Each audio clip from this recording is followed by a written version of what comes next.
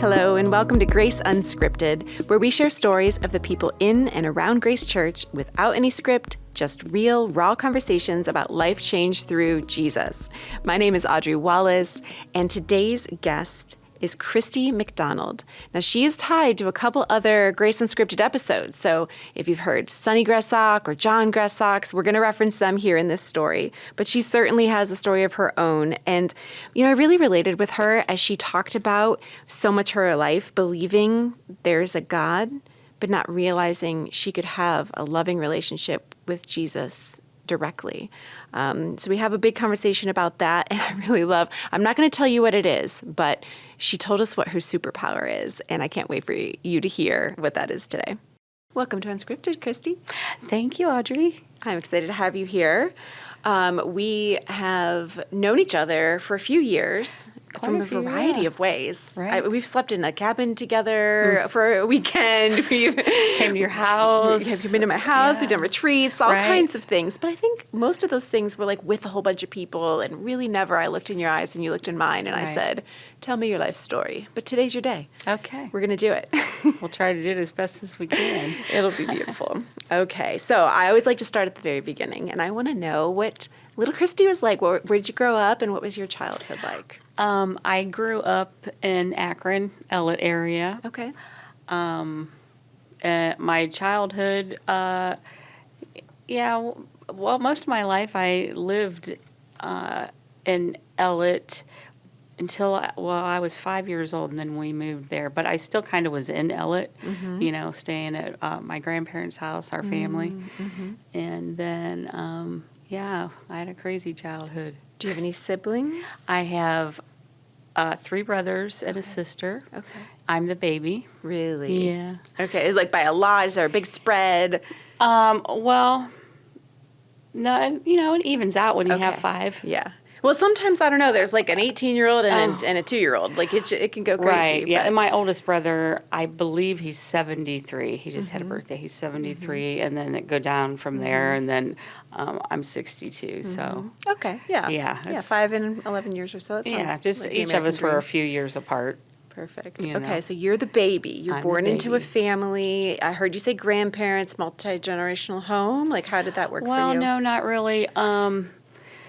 So my parents at one point, for some reason, I don't know because I was small, had to move in with my mother's parents. Mm-hmm. So we ended up living there. When they passed away, we stayed there. Mm-hmm. We lost the house, apparently, and we had to move to a trailer park for a little while. Okay. And after that, it wasn't very long, my parents got a house in Ellett over by the park, Davenport Park area. And so I lived there the rest of my life. So that was all before you were 5, the changes that you were talking about when you were really little. Okay. Yeah. Wow. Okay. Right. So a little bit of moving before 5, but then once you got to that home, that's where you were raised the rest of your life. Family of 7? Is that what you said? Yes. You're moving around and Yes. finding your way, living in a trailer together. That sounds like it was probably complicated. A lot of things I didn't remember because I was so young, but at 6 is when I really start remembering a lot of things about my childhood, because they're right after we had moved to the next house. I was in a really bad accident, and I was 6 years old, and they lost me. I died. They brought me back. Whoa. Yeah, it was pretty crazy. Like a car accident? It was a bicycle accident. Whoa. I don't know if you want to hear it or not. I mean, that sounds traumatic for you, for your mom, for whoever witnessed it. It was insane. You remember those banana bikes? Of course. With the big seat, you could have 2 people on them. Right, yeah. Well, my sister and I, we both had one. And her friend across the street, we were all going to go on a bike ride. But Kim was her name. She didn't have a bicycle. So my sister said, we're going to go down this big hill that was the next street over. My sister said, oh, Kim, you can use my bike, and you can ride double with my sister. So she's like, okay, because she was a little bit older, and I was 6 years old. And so we're coming down this Wolf Hill in Ellett, And halfway down, my sister yells over to Kim and says, "Kim, oh, by the way, there's no brakes." Oh my gosh. And you're on this bike with Kim? Yes. Oh no. On a At big 6. epic hill of Valid. Right. When you're that small, it's a big hill. Mm-hmm. Yeah. So Kim basically panicked. She said, "Christy, you got to jump off." And I'm like, "No." I'm like, "No, I can't." It's the last thing I remember until I woke up. I opened my eyes and I thought an angel had me. I mean, there was a white dress and it just kind of blurs, Wow. and then I got a glimpse of a lot of red on this white dress or whatever it was, So then I was out. Next thing I remember is some sirens and them pushing me in the emergency, and I was on my stomach because I lifted up my head, just like a baby trying to lift their head for the first time. And I seen my father sitting in the waiting room. At least I thought. This is how it went for me. At least that's what I thought. And then that was it until it was about 3 weeks later. I was in a crib at Children's Hospital, one of the big cages, because kids that get hurt really bad, so they can't get out, or fall. But I had a brain concussion, fractured skull. They lost me at one point. It took them weeks. They didn't shave my head, but it took them weeks to get all the blood out of my head. So that was really traumatic. Yeah. They never did find my shirt. I went down on my back all the way. So my entire back was just a mess, one big scab, and the back of my head. And they never found my shirt. Never. And Kim? I don't know about Kim. She was fine. Oh my goodness. My sister we were all fine, my gosh. Except me. I mean, Was there long-term impact from that for you? Yeah, I missed about 6-7 months of first grade. Yeah. But they were wonderful back then because, first grade you really don't. What do you get color? You're still learning how to do school here. And schools were a lot different. Sure. Way back then, and. So my class, my teacher, everybody was great. They always sent me things. And so as I started to recover and I was in a room at the hospital, because I was in there for months, and I just took advantage of it. I mean, I was like getting anything I want. Popsicles, ice cream. My mom had anything you need, and, can I have this? So they'd bring it. And when it was time for me to go home, be discharged, my mother said, "All right, honey, what pajamas or what do you want to wear home from the hospital?" Well, this is really funny. My sister got a pair of I Dream of Jeannie pajamas one year for Christmas. And I wanted to wear them, and my sister was so mad. But she had to let me wear them. Yeah, anything. And it was just like a little devious thing at 6 months, But so that happened, that whole thing. It was pretty crazy. Oh my gosh. Okay. Yeah. So in your household, so now, again, this is 7 people, 5 kids, so there's a lot to manage there anyways. And now there's one in the hospital and all that stuff. Yeah. Well, my brothers were older, so they, 2 of them were in Vietnam. Oh, wow. So they weren't there as much. So it was my sister and my youngest brother were there most of the time, because I don't remember my brothers just coming for a visit. Yeah. But still, we had big family functions all the time. So that's a huge life impact thing. Was this something to think about faith? Was this something your family prayed through? Was there a church community? Did you see God when you were knocked out? What was that like for you from a faith perspective? Well, my father was an atheist. Okay. I wasn't allowed to go to church. The only kind of church or anything that I had in my life was my father's mother. Her name was Nellie. I just loved her. She would take us on a weekend or something, and she'd sneak us to church. me and my sister. Oh, wow. You know, and so that's really all. And my mom, she wasn't a Christ follower or anything like that. It was the kind of a special occasion where you'd go to church on a Sunday. But I don't remember hardly ever going to church unless I snuck with a friend or something. So would this have been something that just was never talked about, never brought up, or was your dad like against it verbally to the point that you heard those things and he was kind of like training you up to not believe? Well, I don't think that was the case. He just was. He really used the Lord's name in vain all the time. I mean, so bad. He was abusive. You know, my mother, she stayed with him because of us kids, you know, the whole time. And my mother she just stepped away. She didn't argue about anything. And she never talked about God. Nobody did in my family.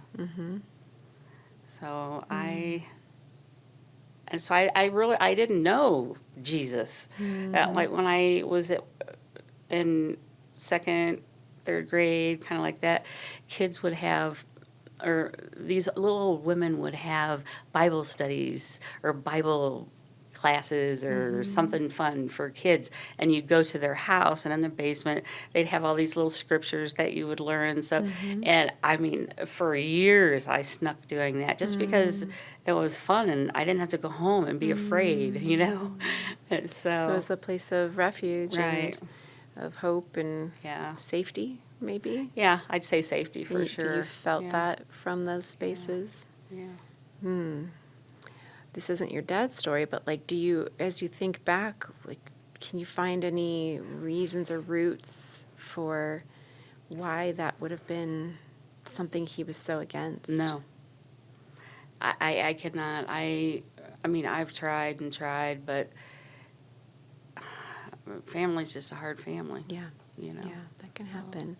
Okay, so you have some threads to try to follow to get to Jesus, and it sounded like you followed them to the ladies with the basements and as much as I could as a child. And, Right.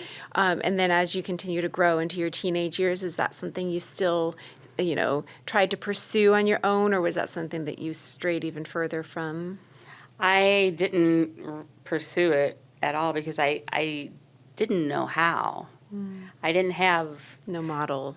No, I didn't have, except my grandmother, she was, old, and she did not drive, so the only thing that I did was, I believe she died when I was, I want to say 14 or something. It was that she died the same day as Elvis Presley. I remember that. Oh, that's an easy way to remember it. 77. Wow. Yeah. Okay. But that's all I had in my life was that. That's it. Okay. So what were you like as a teenager and as you started to get towards graduation, and what was your life like? Teenager. Well, I just rolled with the punches at school. My grades weren't bad.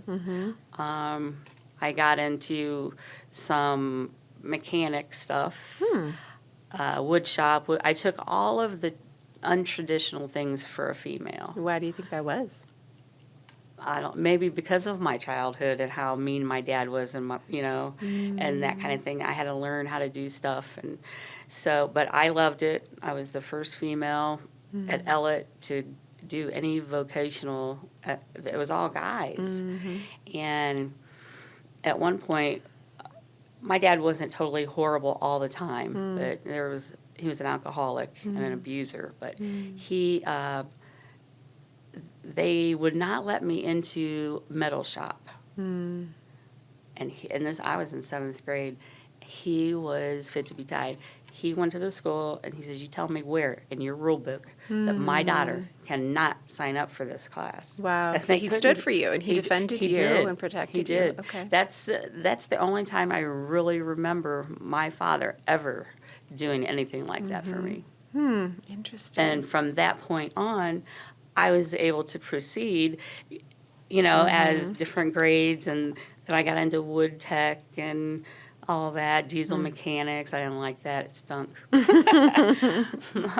But out of all of that, I did end up going to school after my kids were all born and stuff for automotive science. Wow. And became a Ford certified mechanic. Wow. I did Yeah. not know that about you. Yeah. A Ford certified mechanic. Yeah. Okay. So you jumped from, so let's say high school, what did you think you would do after high school? What were you dreaming and driving towards? Well, me and my one girlfriend, her name was, well, I was Rocky, she was Charlie. We'll just put it that way. That was our nicknames. Okay. But we were best friends. We did everything together. And so we liked Two Ticket to Paradise song. So when we graduated, we were out of here. Well, I got pregnant at 17. Okay. With my first daughter. And so that, she was kind of mad at me. That kind of... Did that tie you back home? And yes. Okay. I mean, I was going to get married and all that stuff, but that did not work out. A week before the wedding, he just froze. So then I had to go back home. Wow. Yeah. Okay. And was your family accepting, helpful? Did they step into that space alongside of you? Yes, they did once, because they wanted me to get an abortion, and I couldn't, because I always loved little kids anyway. And so I couldn't do it. And their friends would say, "You're going to be raising that child," and all that. But that didn't happen because I proved them wrong. And, yeah. So you started parenting as a 17, 18-year-old and just stepped into a whole new life, and you were expecting a ticket to paradise. Yes, I was. I And- graduated early, so, I wasn't big and fat graduating. And but I did graduate with my class. They let me. I mean, I got out of school early in 80, but I graduated 81 with my class with my daughter. Wow. So, Okay, so that starts a whole new world for you. So now you're a mom. now I'm a mom. And providing and trying to find a way to manage. So how did that was there any like pieces of God in that piece of your story that you could see him No. either you were avoiding him or going toward him? No, there really wasn't. And that hurts my heart to say that. But when I say it, it's like, wow, no, I did not. All that came later in life in my 20s. So. Okay, well let's go there. So you continue to journey on. We have a child, and then you said in your 20s, that's when it did start to come. Yeah, at least I think so. So I had already had all 4 of my daughters before I was 30. Let's see. So First, I think I needed to tell you. So I got a phone call. My parents moved to Florida, and my husband and I bought their house. And then that Sonny and Heather's father, which he's passed away, but we lived there. And I got a phone call one time, and oh my gosh, I don't know, it was summertime, saying that my dad had a heart attack.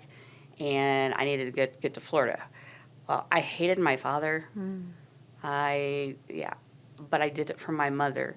She stayed with my father all these years, from abuse and everything from my dad for us kids. So I needed to be there for her. Yeah. So they told us that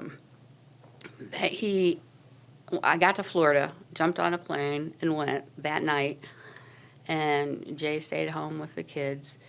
And I remember going into the hospital, and everybody's all surrounded right there. I mean, got off a plane, went straight to the hospital in Winter Park, Florida. And my mother and one of my brothers and my sister and a doctor, and everybody was all hugging. And I'm like, oh, no, he's dead. And I went up there, they said that my father had small cell carcinoma, lung and liver cancer, and he had 6 months to live. Wow. So that was that. So we ended up moving him back home because there was nothing they could do. And he was a really large, short man, mean, and I think he got humbled very quickly because there was because he wanted his life to be saved. I'm not talking from Jesus, Right. but he didn't want to die. Yeah. I think he was too mean. He didn't want to die.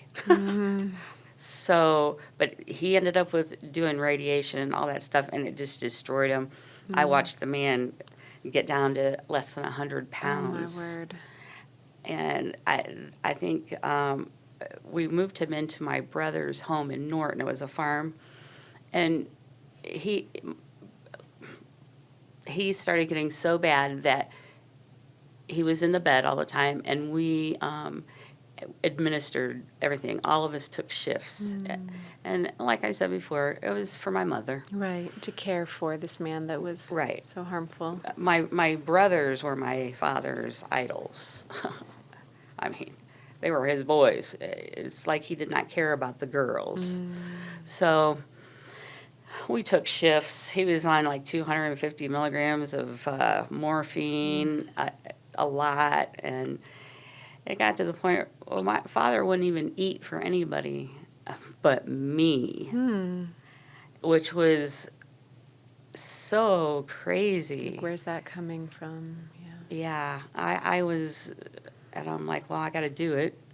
So I was there a lot, feeding my father, and he never really said anything to me, but he asked me one night, he said, when you come back, could you bring me a nightlight? And I said, yeah, sure. Yeah, I will. Well, my brothers were in the room with him. Nobody ever left the room. We just took our shifts. And they were in there, and I went home after 3 days, and I just wanted to shower, and I mean, all that, just see my kids. And so I went home, and Jay, my husband at the time, he built us a swinging bed. It was great. He was a carpenter. Whoa, like in the magazines. Yeah. Like, oh, wow. Yeah. So I remember it was maybe 2 in the morning, and I get home and go to bed, and I wake up an hour and a half later, and I said, I got to go back. And he's like, what are you talking about? I said, my dad needs a nightlight. I have to go back. Why? I'm thinking, why did I think Yeah, why the urgency? like that? So he said, okay. He said, you want me to drive you? I said, no, I'm fine. And so I took another shower. I got one when I got home, and then an hour and a half, but just to wake me up. And so I grabbed a nightlight, and I'm coming down the steps, and we had this round, I'm sure, antique tables with the glass top and the feet that come out. It was my grandmother's, my father's mother. It was her table, and that table had the Holy Bible on it, as long as I can remember, but nobody ever touched it. So I walked past that table, and I stopped dead in my tracks. I hope I don't get emotional, because I don't know why this happened. Well, I do now. But I turned around, and I grabbed that Bible. A nightlight and a Bible. In the middle of the night, awoken on a mission. And I drove back, and when I got into the room, my brothers, head to head on a little couch, sound asleep. I don't know why it bothered me so bad, because I didn't sleep. And I said, hey, you guys, get up. I'm back. What are you doing here? I said, just go on, go to bed. I'm here. I had to bring Dad a nightlight. So they went to bed. Well, wake us if you need us or anything like that. And I said, okay, which I knew I wasn't going to, because something was stirring. I can't explain it. Nothing. I don't know. Why did he need a nightlight? Why did I grab that Bible? So I was sitting there, and he started breathing funny. And why I thought this, all these things, I don't know why I'm thinking them. I see I must have seen it in a movie. I must this or that. So I started counting in between each breath. Mm-hmm. And they were getting longer and longer in between. And then I stood up, and I went and I felt his feet, and they were cold. So I know my father's dying now. And this is from movies. You know, people, they get cold when they die and stuff. So even though I'm in my 20s, I don't know anything about. Yeah, there's not a nurse there, like, giving you signs No, or we anything. did everything. You just noticed yourself. Yeah. Okay. So I didn't want to wake my mom or anything. I sat back down in the chair, and my heart started to, like, really pump fast and skip a beat and stuff like that. I opened up that Bible to the 23rd Psalm and read it. Really? Like, you didn't know to go to the 23rd Psalm? That's just where Well, it I opened? heard of it. You heard of it. Okay. You know, Psalm because it's a 23. pretty popular. Sure. It's like John 3:16, but Right, of exactly. The Psalms, yeah. So those were like the only two things I knew. I couldn't recite the 23rd Psalm. So anyways, I opened the Bible to that page, and I read it to my dad. Out loud. Yes. Okay. And that was it. I didn't know how to pray or anything. So I stood up again and felt, and he was getting colder now. He's up to his knees and that. So I just started idle chit-chat talking to him. You know, it's okay, Dad, you can go. I think that my father, well, I'll finish this real quick and then I'll tell you that. So he eventually took his last breath. That was it. That night with you. With me. Nobody in the room. And So he passed, and I went over to him, kissed him on the head, and said, I forgive you. That's hard. Yeah. That was tough. You were drawn there for that. There's that still small moment that you could share with him. That's like the most painful yet precious at the same time, privileged even, moment that you can be with someone to experience something like that with them. Yeah, it was something. So I went and I woke up my mom, and I said, Mom, Dad's gone. And she got up, and everybody was so angry with me. For not telling them when you saw signs.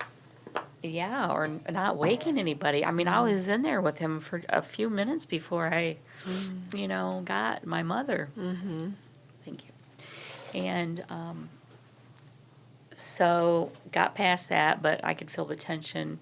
And then, everybody stood around my dad and talked to him and said things and stuff. And so the coroner had come at like 6 in the morning or something. So after that I left, and on my drive home, I want to talk about it. I just kept thinking of every step that happened and why I was there. Just to forgive my father. Right, and not because he said he was sorry either.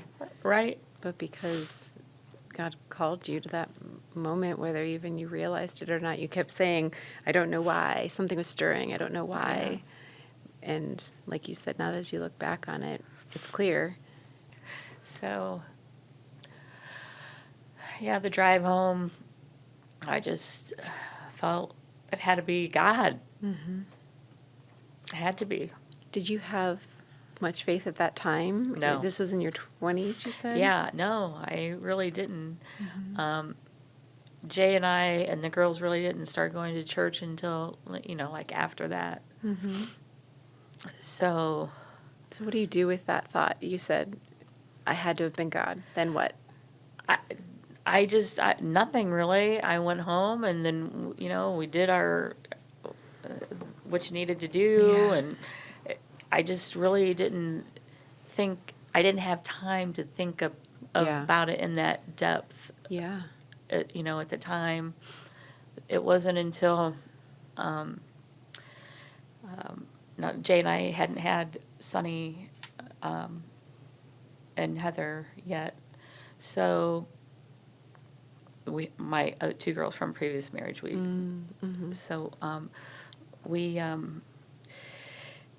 went to breakfast at Bob's Big Boy that following morning, so it was a Friday, I believe. My father passed.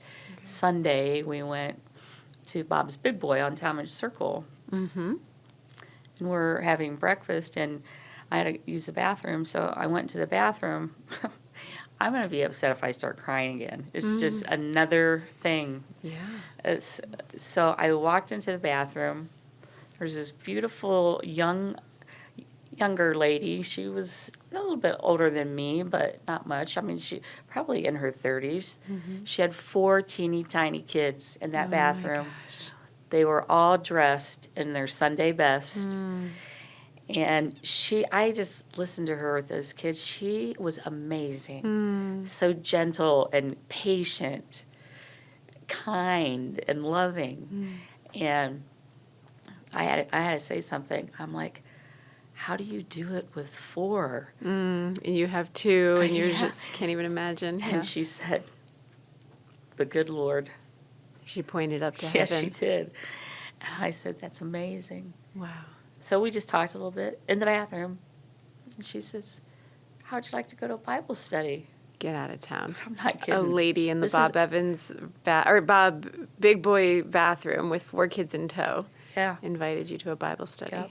Wow. And at that moment, I had to say yes because it was so coincidental of how everything was falling that I knew I had to. So it was a Wednesday. It was a Wednesday Bible study. And I went, and I ended, and, you know, I liked it. I don't remember a whole lot about it. But I would go every Wednesday.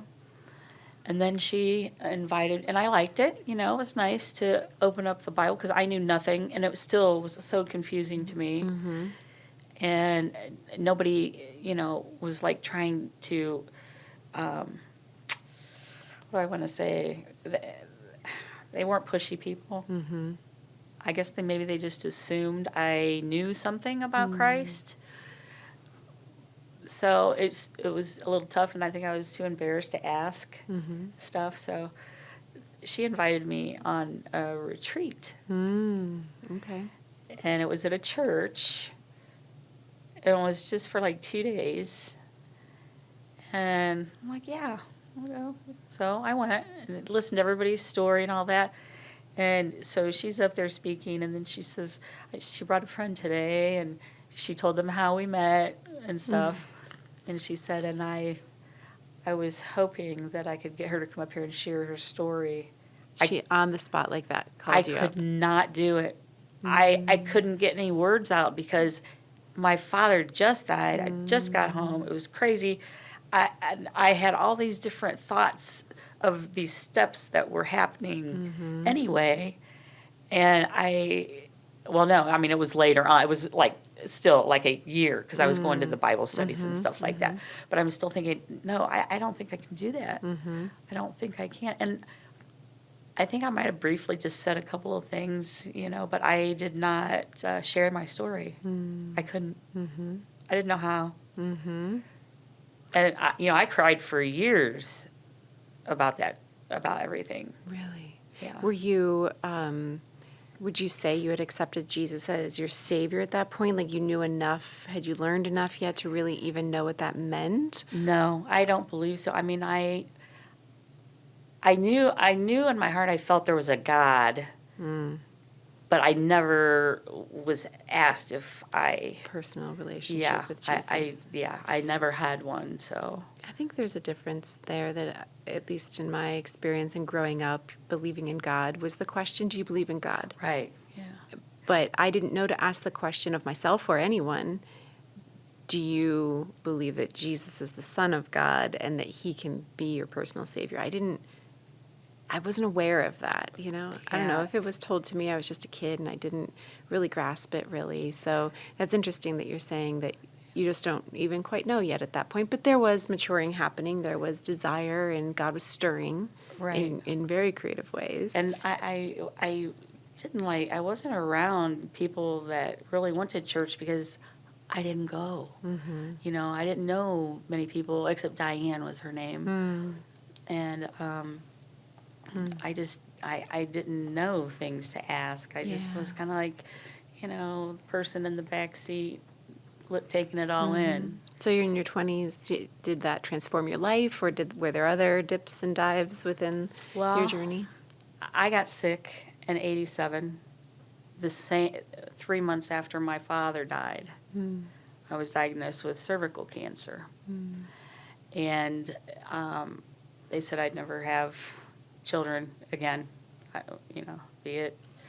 So, yeah, it was 5 years later. Here comes Sonny. Wow. So against all odds, kind of thing. Yeah, I wasn't supposed to have any more kids, and then I was able to have Heather. So I mean, So you healed from cancer? Did you go through? Oh, yes, they had to take a sounds lot like a of journey. things, and that's why they said I wouldn't be able to have any more children. But I've had so many, probably 18 or 19 surgeries for things, and I shouldn't even be here. I should Miracles not. upon miracles on that Yeah. ride, sounds like. One of the things that had happened to me was a cause from my accident when I was 6, and that just happened in 2014. Really? Still Yeah. having... The doctors always told me I had cysts because I would get these horrible, horrible pains all the time, and oh, you have cysts on your ovaries, or you know, and I wait too long and they rupture or whatever. Well, I was working in 2014. Now I'm married to Michael, my husband now. Over here, across from the offices at the Infusion. Oh, yeah. I was their Cleveland, chef. Massillon. Okay. So one day I ate a carrot. You know, I was making some vegetable tray and stuff, and ate a little baby carrot. It was like an hour later, I was on the floor. I had to crawl to the office, and there was a snowstorm, and I'm like, I think I need to go to the hospital.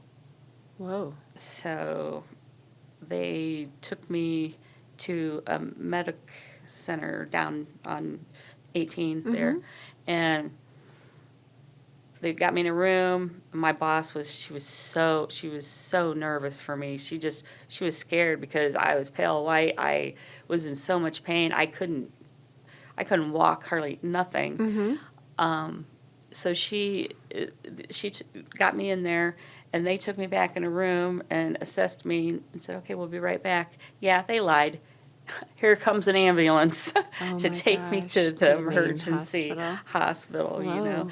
Yeah, so a long story short there, I ended up having a blockage from that carrot in my intestines. So, all right, I'm through that, 7 days in the hospital. Not even 6 months later, I'm at home, and I'm fighting everything. My husband's like, "You need to go to the hospital." I'm like, "No."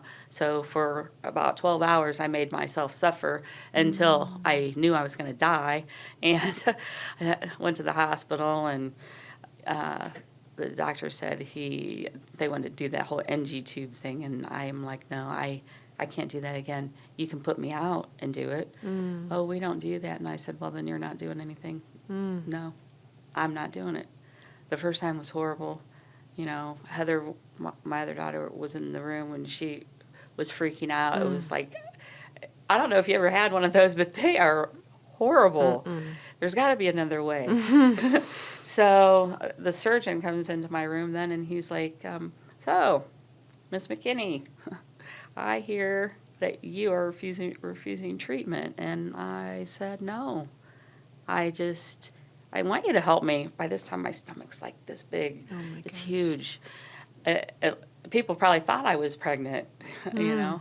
And I said, "No, I just can't deal with that NG thing in my nose and throat." And he said, "Okay." He said, "I have a surgery, and I'll be out in a half hour, and then we'll come and get you, and I'll take you and see what's going on. So he told my husband, 45 minutes tops. Yeah, 9 hours later. Oh, my. They had to take my small intestines. They had to take them out, and what do you have, 32 feet, I believe, of the smaller intestines.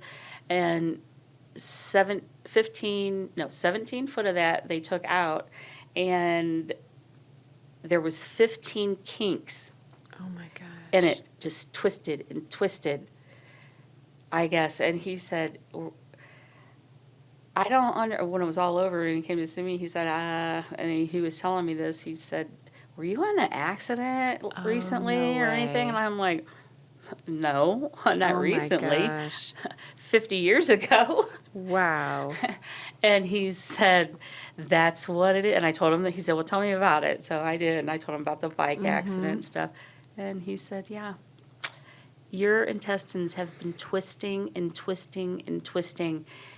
And I didn't have a cyst on my ovaries. That's what it was the whole time. Oh, my gosh. That makes me just feel sick to think about. That's crazy, though. It was horrible. So you've said your words like, oh, I shouldn't even be alive. Like, there's so He said many. that. Yeah. He said that to me, too, the surgeon. He said, you should not even be on this earth right now.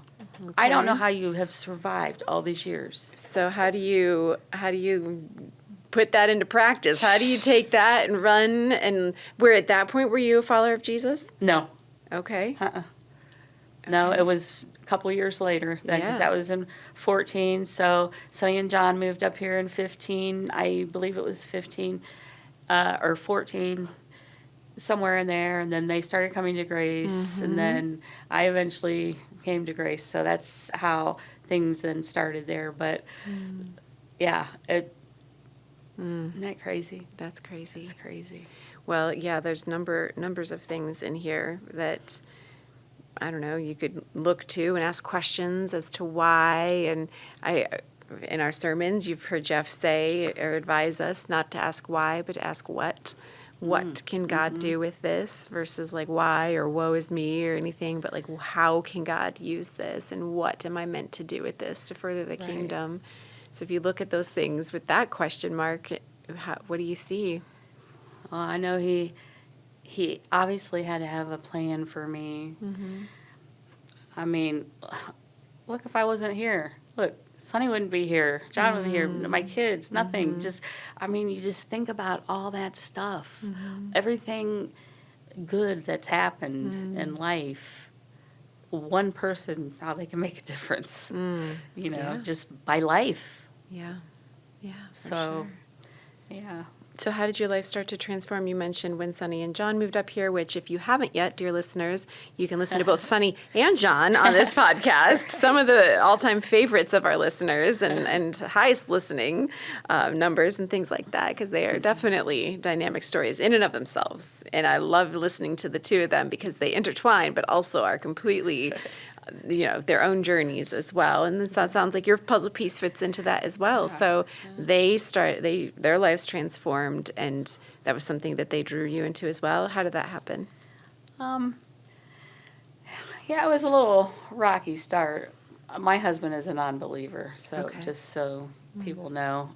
So it was a struggle for me in the beginning because he made things difficult.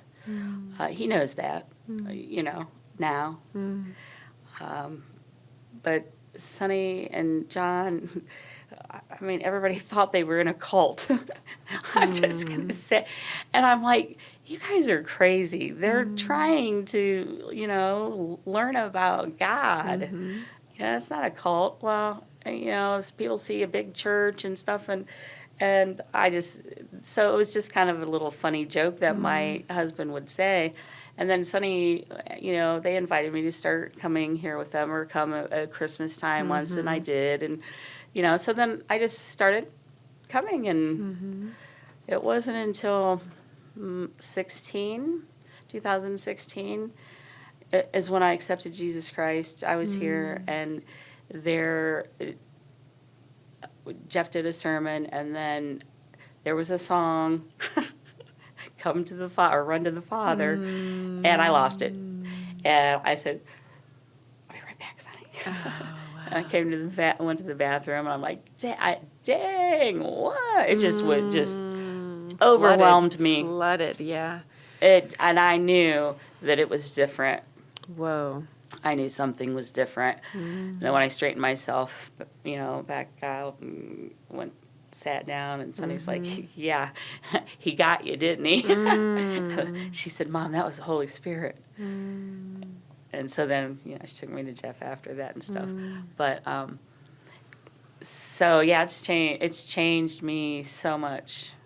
It really has, just little steps and learning and listening to Jeff and thinking, wow, yeah, I need this.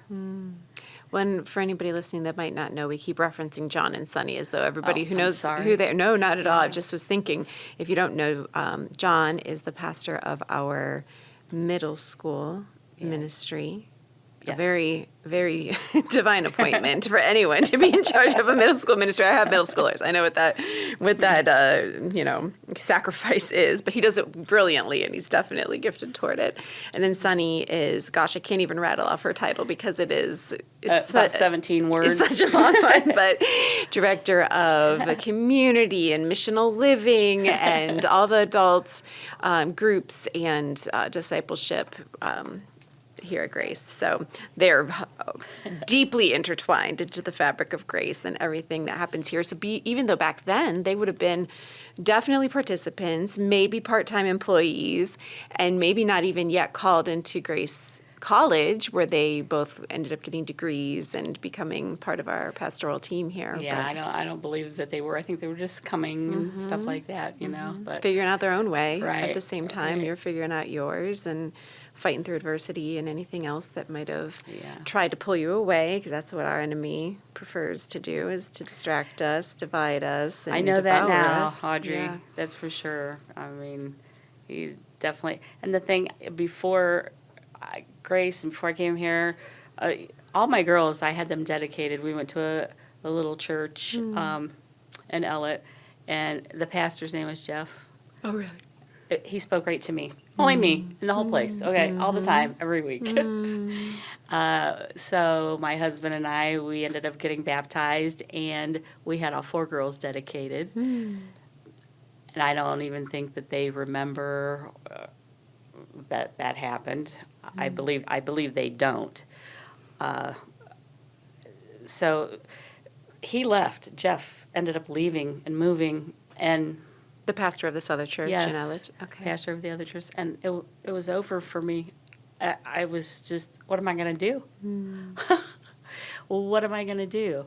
Now, this was the church with the choir, the little church, It was boring sometimes, but not when he spoke. He was really good at his sermons.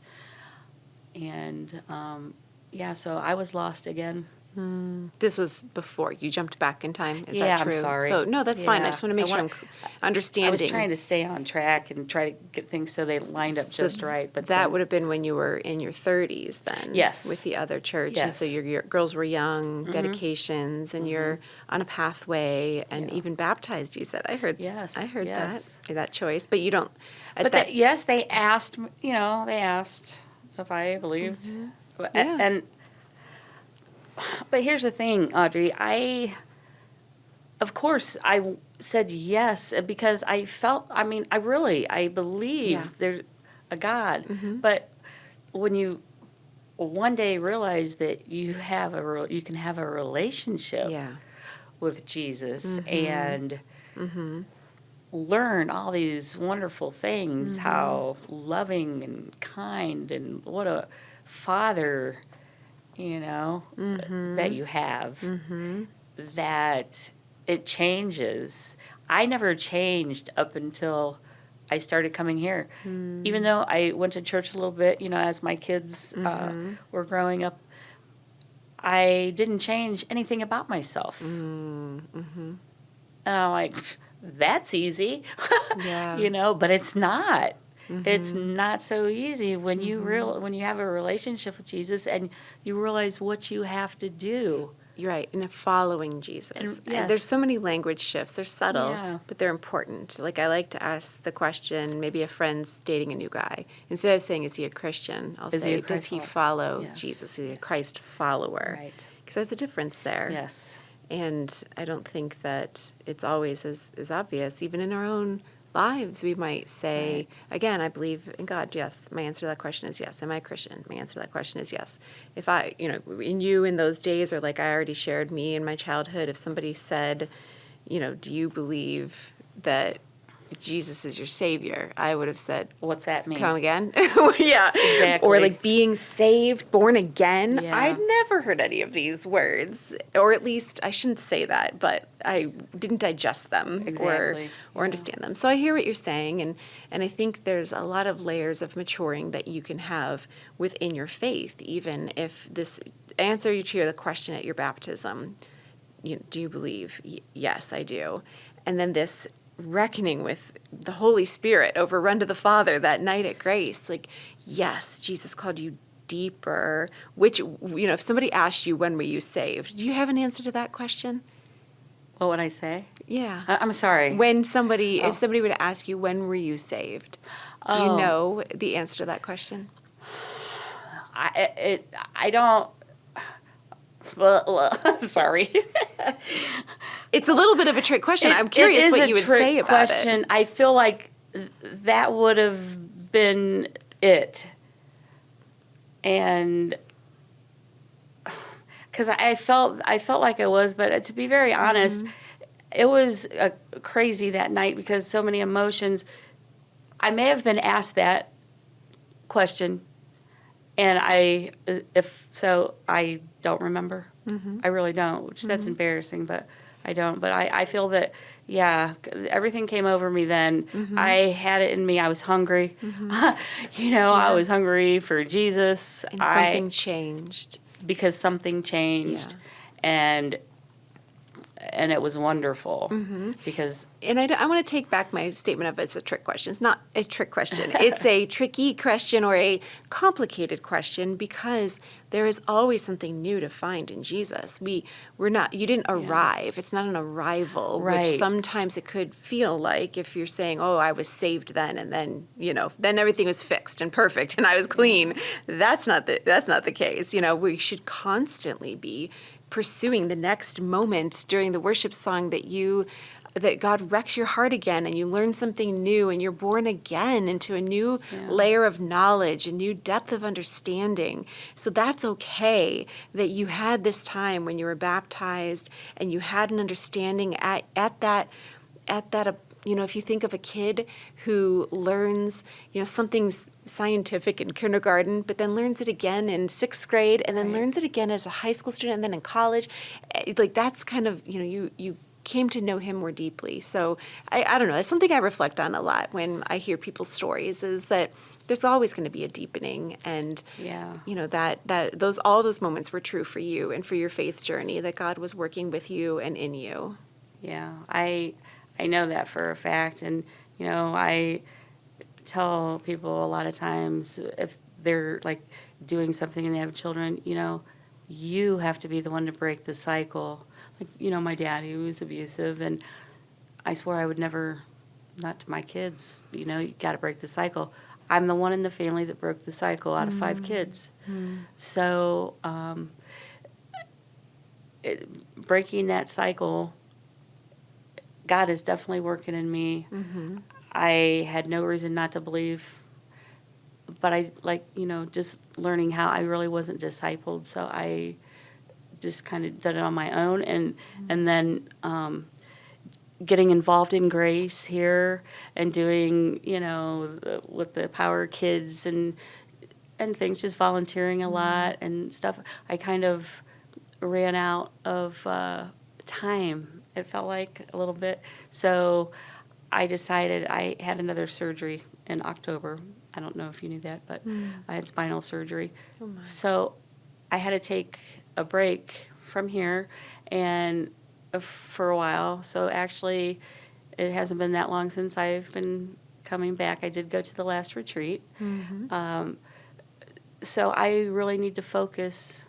I'm going to still volunteer couple times a month, and because I miss the kids, and I need to focus on Jesus and get in the Word more, because there's so much more that I need.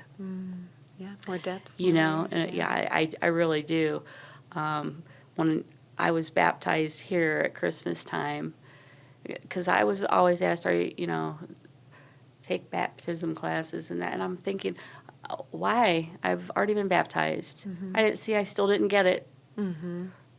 And so I just decided that day I was going to do it, and nobody knew it but me, and I went up there to do it. So that was more of a feeling like, yes, I knew prior to this last year that I was saved and I'm okay, but I still have to.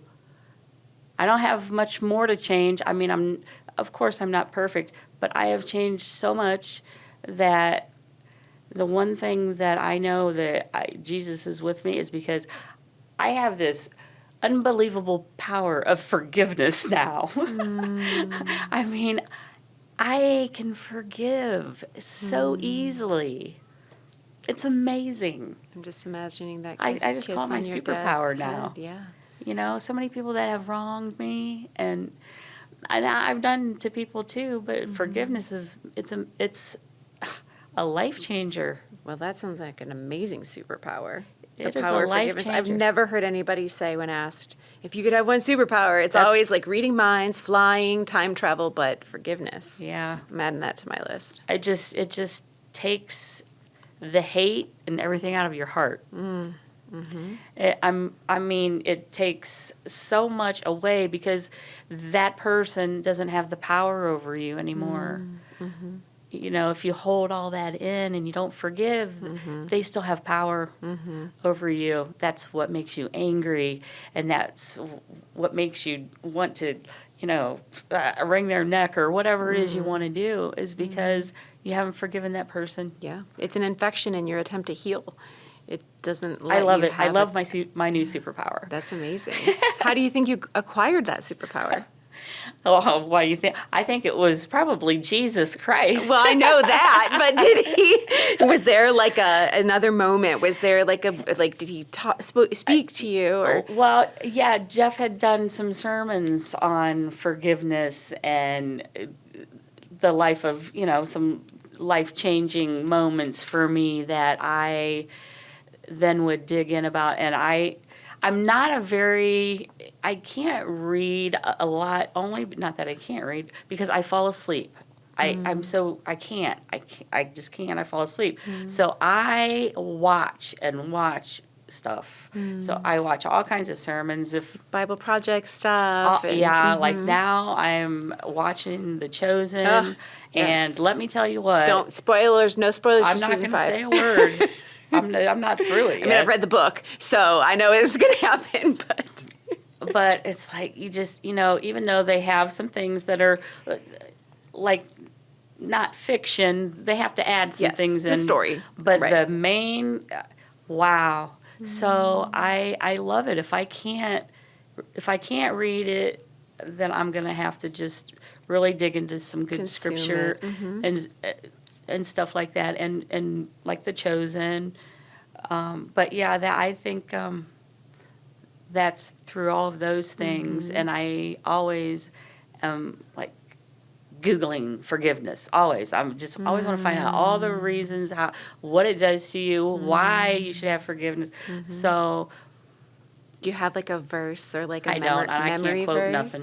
That is, and I hear your nothings, and I call you out on that, and I say, don't speak those words over you. I haven't yet gotten into reading. I haven't yet gotten into memory. Yeah. But don't say can't. Yes. Don't say never. Yeah. Careful what you speak over yourself. That's right. The Lord can do anything. All that I have said, not yet learned any scripture of for memory. And I'm telling you, it is a gift. There are people that are anointed to have that, and I watch it happen, and the effort put in is still great, even if it doesn't last forever. But the Lord can capture certain things in your heart and soul to give you that. So I pray that for you, is that he can capture a scripture that you can memorize. Hey, listen, just tattoo it on your arm. That's There's right. a whole bunch of people here, Grace, who've been doing if that. I put all the tattoos on that Jeff says, you know, Yes. you need to get a tattoo of this. Yes, for I have sure. them all over. For sure.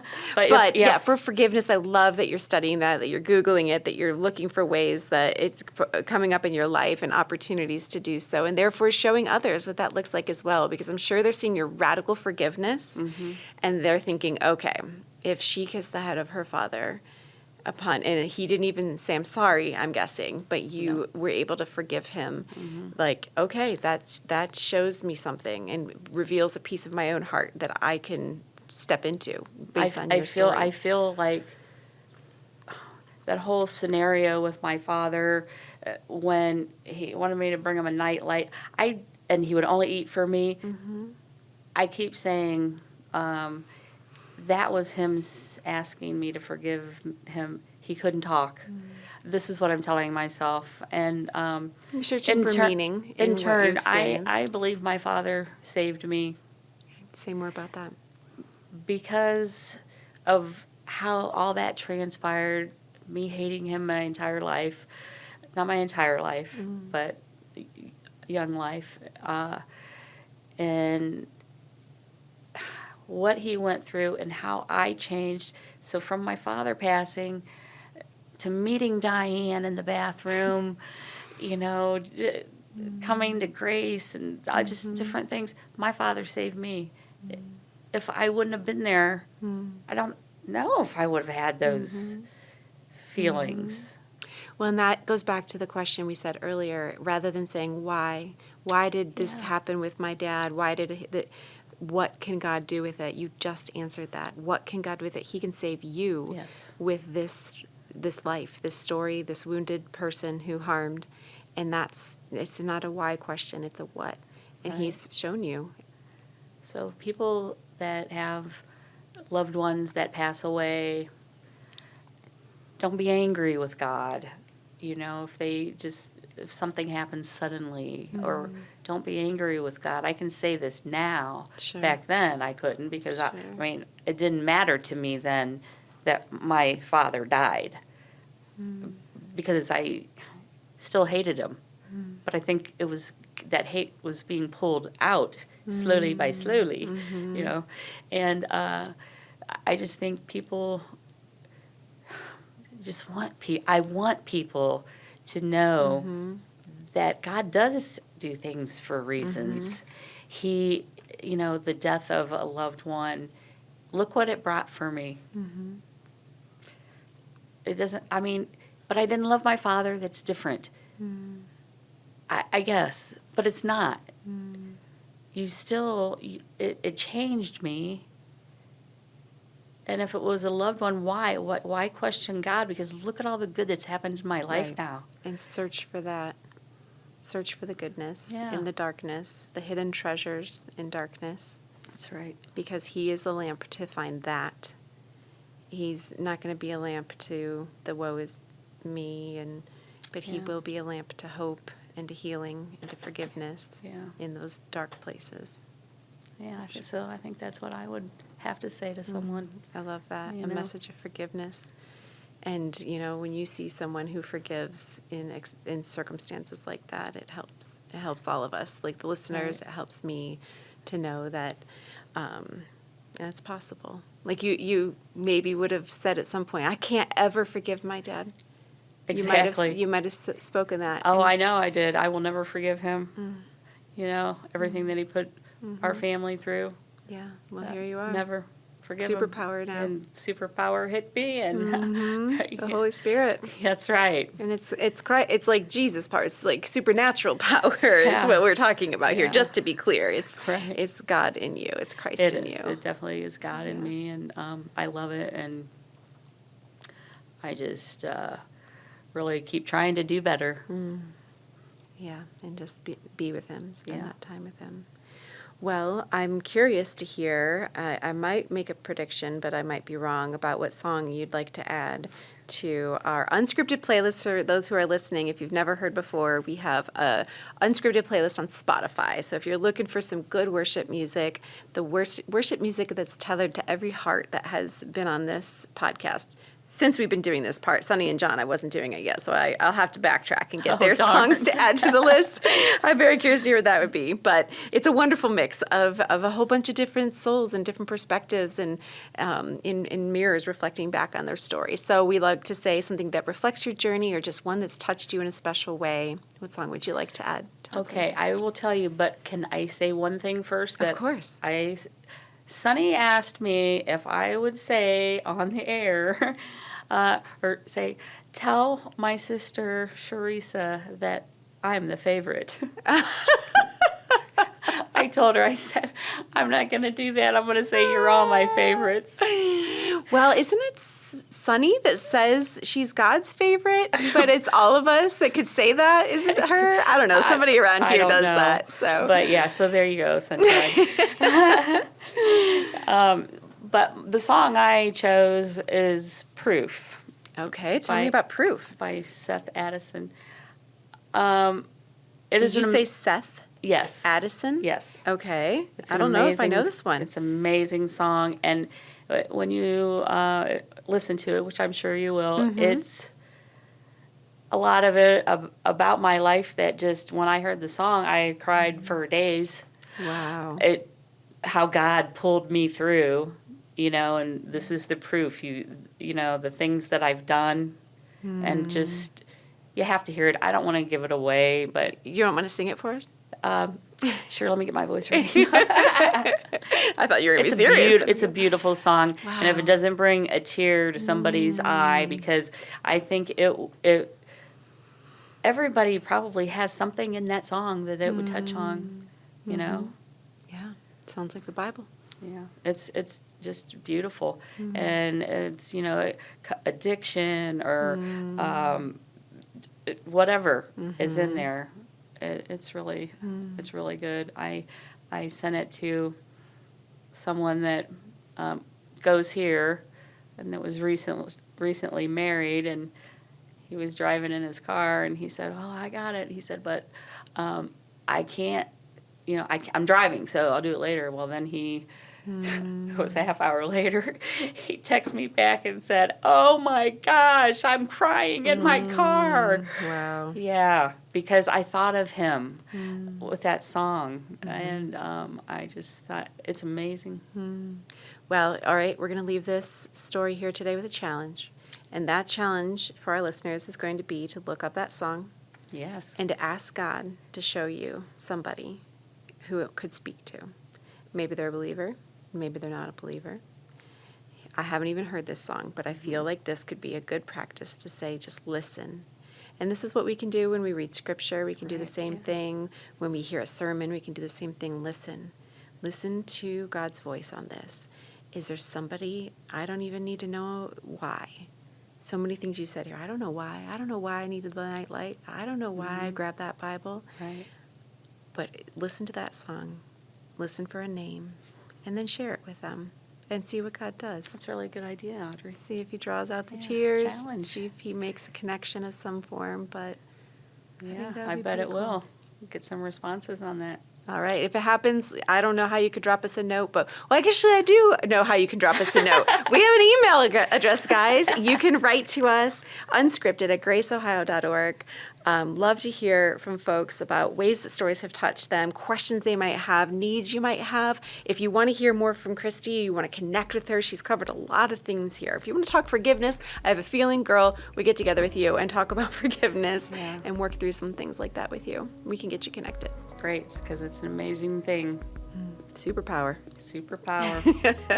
We're going to get that tattooed on one arm and then some memory verses on the other. How's that sound? Yeah, that's good. That's a good idea. I love it. Well, if you're here at Grace and you see a lady with tattoos all over her forearms, then ask her if her name's Christy and tell her you heard her story. Thanks so much for sharing with us today. Thanks, Audrey. It was great.